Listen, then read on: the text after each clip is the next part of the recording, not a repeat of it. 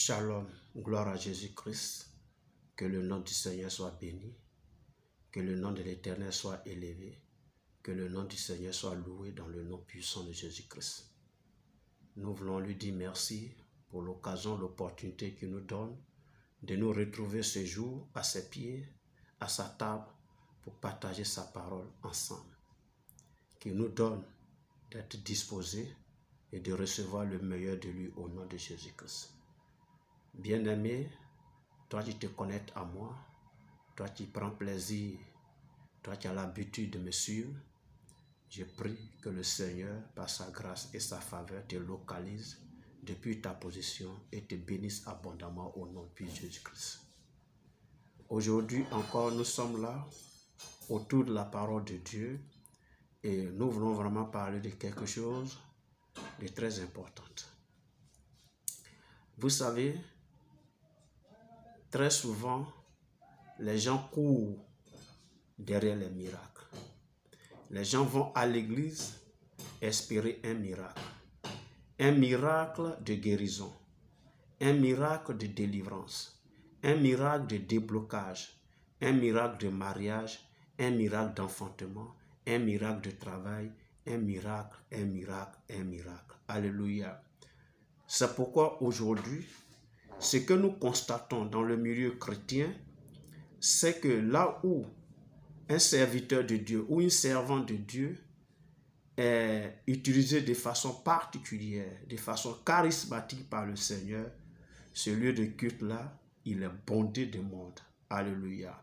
Il est bondé de monde et on se dit que vraiment, Dieu a béni le ministère de ce serviteur de Dieu ou Dieu a béni le ministère de ces servants de Dieu. Mais ce que je vais dire ici, c'est que non, le miracle ne sauve pas. Et ça met un peu en cause l'objectif premier pour lequel nous cherchons Jésus, pour lequel nous allons dans ces lieux de culte, pour lequel nous fréquentons ces lieux de culte.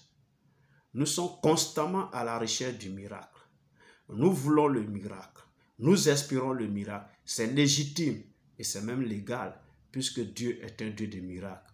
Donc aller à Dieu et espérer un miracle de sa part n'est pas mauvais en soi. Mais ça ne peut pas t'envoyer au ciel. Et Jésus-Christ de son vivant ici-bas, lors de son ministère terrestre, a fait ce reproche à des villes dans lesquelles il avait vraiment effectué beaucoup de miracles. Mais les habitants de ces villes-là ne sont pas sauvés. Les habitants de ces villes-là ne sont pas venus à lui dans une repentance sincère. Et nous allons le lire dans le livre de Matthieu 11, à partir du verset 20, et ce, jusqu'au verset 24 que je vais lire. Alors il se mit à faire des reproches aux villes dans lesquelles avaient eu lieu la plupart de ces miracles parce qu'elles ne s'étaient pas repenties. Malheur à toi, Chorazin, malheur à toi, Bethsaïda, car si les miracles qui ont été faits au milieu de vous avaient été faits dans Tyr et dans Sidon, il y a longtemps qu'elles se seraient repenties en prenant le sac et la cendre. C'est pourquoi je vous le dis, au jour du jugement, Tyr et Sidon seront traités moins rigoureusement que vous. Et toi, Capernaum, seras-tu élevé jusqu'au ciel? Non, tu seras abaissé jusqu'au séjour des morts. Car si les miracles qui ont été faits au milieu de toi avaient été faits dans Sodome, elles subsisteraient encore aujourd'hui.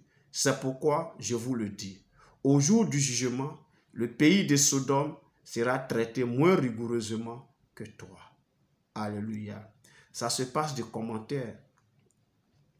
Quand il parle de Chorazin, il parle de Bethsaïda, c'est des villes dans lesquelles Jésus était passé. Il a proclamé l'évangile de Christ, il a proclamé l'évangile du salut et il a opéré les miracles comme il le fait à son habitude. Malheureusement, les miracles qu'il a opérés là a créé tout simplement l'admiration de la population. Ils ont commencé à le suivre parce qu'il fait des miracles. Mais ils ne l'ont pas suivi parce qu'il allait envoyer leur âme au ciel, parce qu'il allait sauver. Alors il compare ces villes-là à la ville de Tyr et de Sidon pour dire que les miracles que j'ai pu produire parmi vous là, si ces miracles avaient été produits à Tyr et à Sidon, ces villes-là se seraient repenties de leurs péchés. Mais vous, non. Vous avez eu de l'admiration pour ces miracles. Mais derrière, ça ne vous a pas amené au repentir sincère pour le salut de vos âmes. Et c'est pourquoi j'ai dit non. Non. Le miracle ne sauve pas. Alléluia.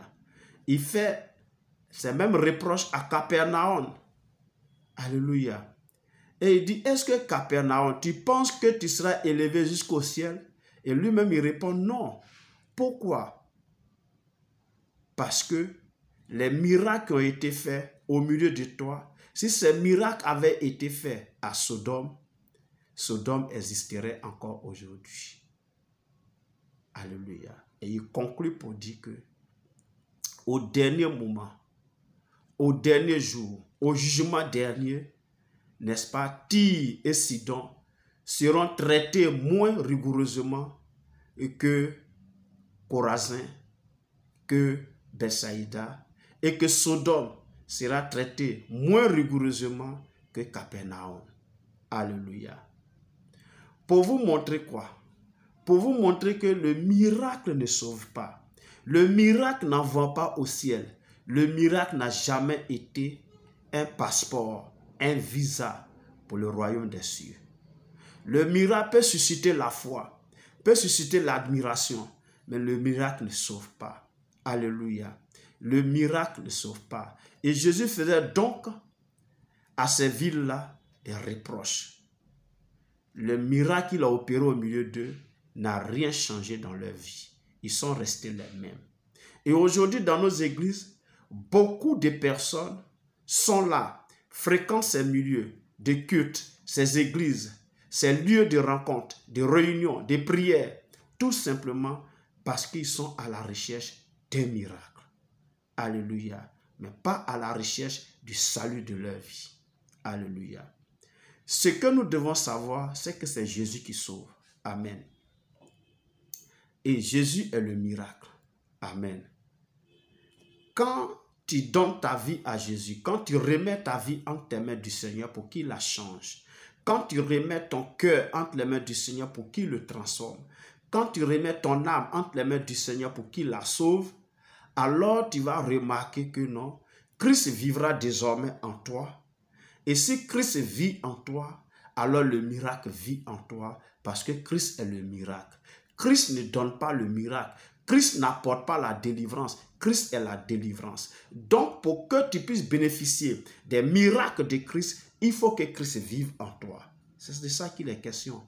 Si tu cherches Christ et que tu lui remets toute ta vie entre ses mains, alors il viendra habiter en toi. Et quand il habite en toi, le miracle habite en toi. La délivrance habite en toi. La guérison habite en toi. Les déblocages habitent en toi. Le mariage habite en toi. L'enfantement habite en toi. Tout ce dont tu as besoin habite en toi. Parce que Christ est en toi. Alléluia. Christ est en toi, alors tout habite en toi. Christ est le miracle habite en toi. Donc, premièrement, recherche Jésus d'abord. Accepte-le comme Seigneur et Sauveur personnel de ta vie.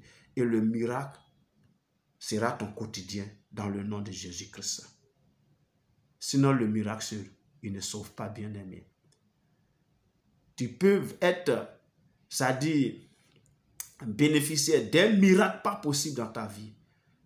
Tu peux rendre gloire à Dieu, mais ce miracle ne te conduira pas au ciel. C'est Jésus seul qui va te conduire au ciel. Reçois-le maintenant dans ta vie, comme ton Seigneur et ton Sauveur personnel. Alors tu hériteras la vie éternelle au nom de Jésus-Christ. Merci de m'avoir écouté. Que Dieu te donne de recevoir ces paroles et qu'elles agissent dans ta vie, dans ton cœur, dans tes pensées et qu'elles crient fort en toi pour apporter la transformation dont tu as besoin et que tu reçoives le Seigneur dans ta vie, pour la transformation véritable de ta vie et pour que le miracle soit ton quotidien dans le nom de Jésus-Christ. Dieu soit avec toi, qui te garde, qui te protège et qui te bénisse. Porte-toi bien et nous sommes à la prochaine au nom de Jésus-Christ. Amen.